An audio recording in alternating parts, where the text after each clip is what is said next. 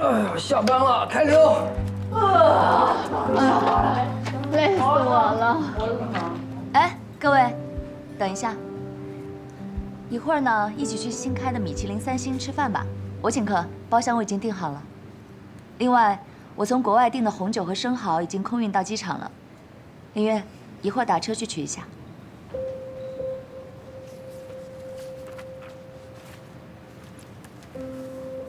佳怡啊，不好意思啊，我姥爷婆这2天生病住院了，一会儿下班我还要去陪她，把她一个人扔下，我去吃米其林3星，这样的事情，我说不出口的呀。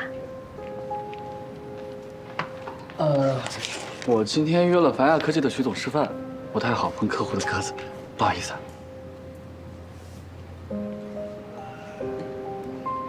别看我，我还在赶排师的合同呢。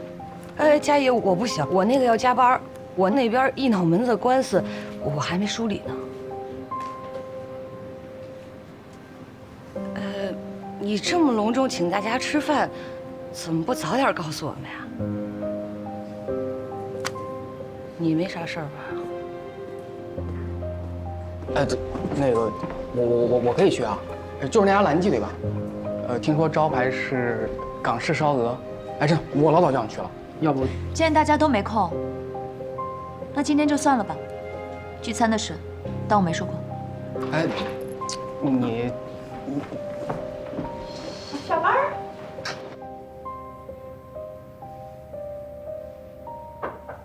进来。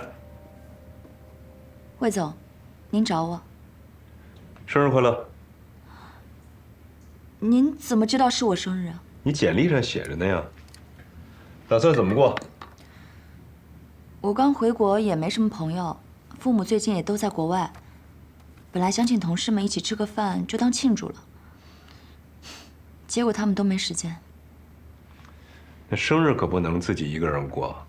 作为你的上司，我请你吃顿饭，好像是过了点啊。但是买个甜品祝福一下，应该还可以。走。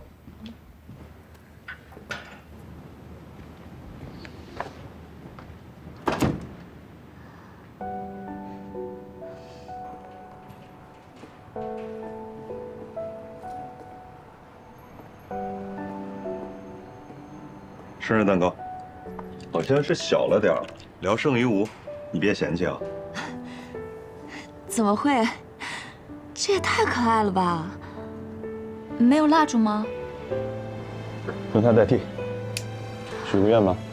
这都行啊！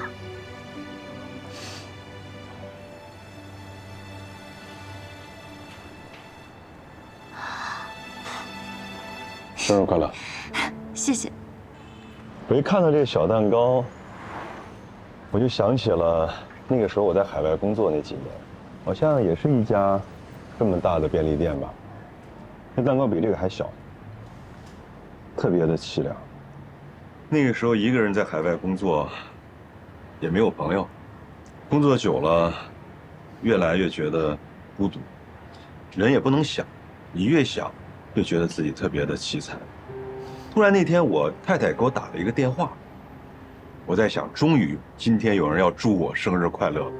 接了电话，我们俩聊了好久，结果她根本就没想起来当天是我的生日。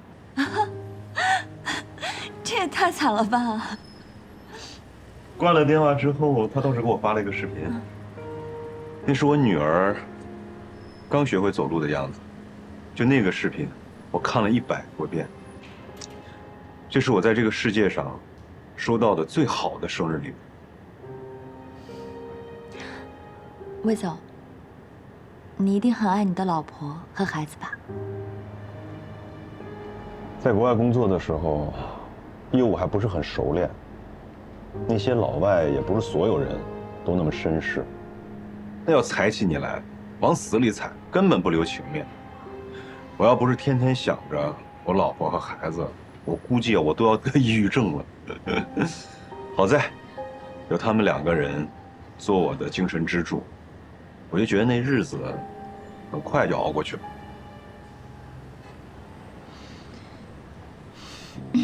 哎，今天是我生日，被你强塞了一嘴狗粮，忍到吗？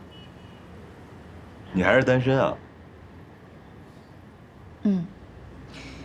回国之前，把男友变成了前男友。他是我爸一个朋友家的孩子，典型的富二代。当然，跟我们家比还是差了一点。他除了天天跟个哈巴狗似的在我面前花式讨好之外，简直一无所长。其实我知道他看中的不是我，而是我爸手头的那点资源。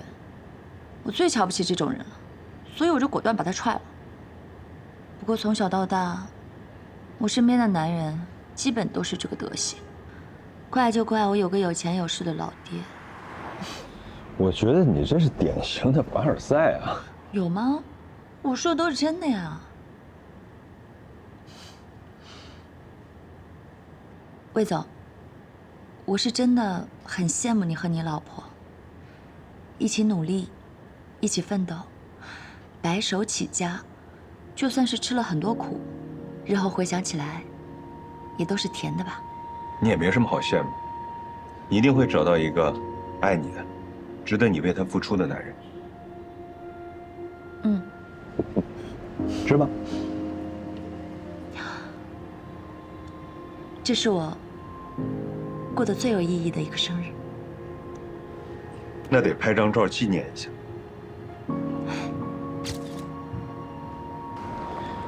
时间不早了，我得赶紧回去。果果可能马上就要睡觉了，我就不送你了。我刚才给你叫了车。喂，哎，你好，对，我就在这路口等你。好的，你一会儿到了打个双闪。哎，谢谢啊。一会儿你到家了，记得给我回个信息啊。嗯，好。哎，到了。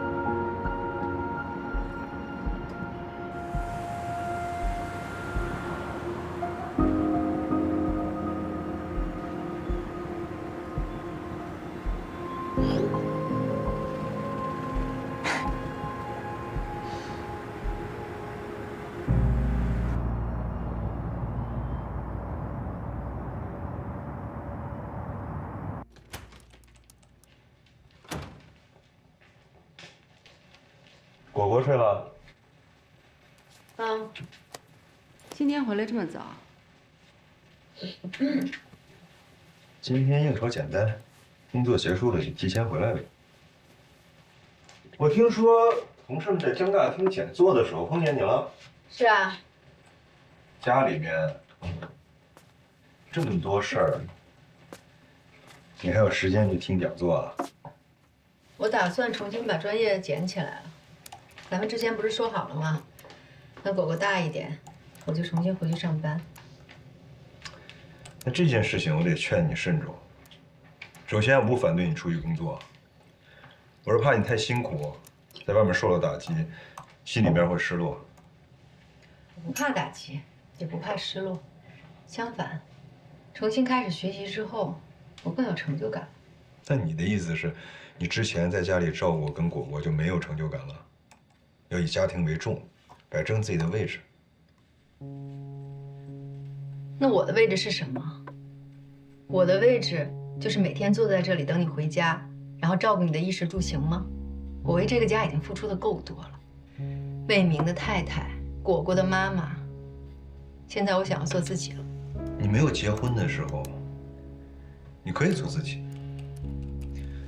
但当你进入到了家庭，这就意味着你必须承担起家庭的责任和履行你作为太太、作为母亲的义务。我特别能理解你，一个人在家久了闷了，可以去健健身，约约闺蜜一起喝喝下午茶。但是你要重返职场这件事情，投入太大，性价比太低。你要追求自我价值，就不顾及到家人的感受吗？果果前2天差点走丢，没忘吧？那你为了做自己就牺牲掉家人，这不叫追求自我价值，这叫自私。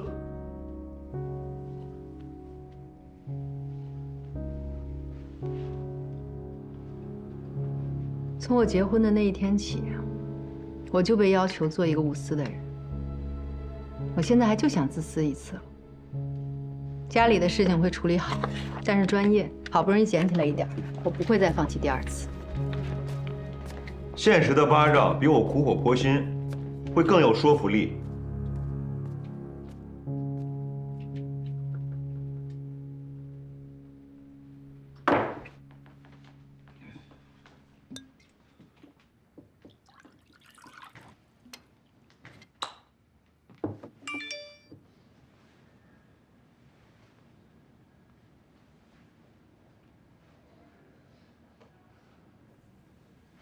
这是我经历的最简单的生日，但我会记得一辈子。很荣幸成为你记忆中的一部分。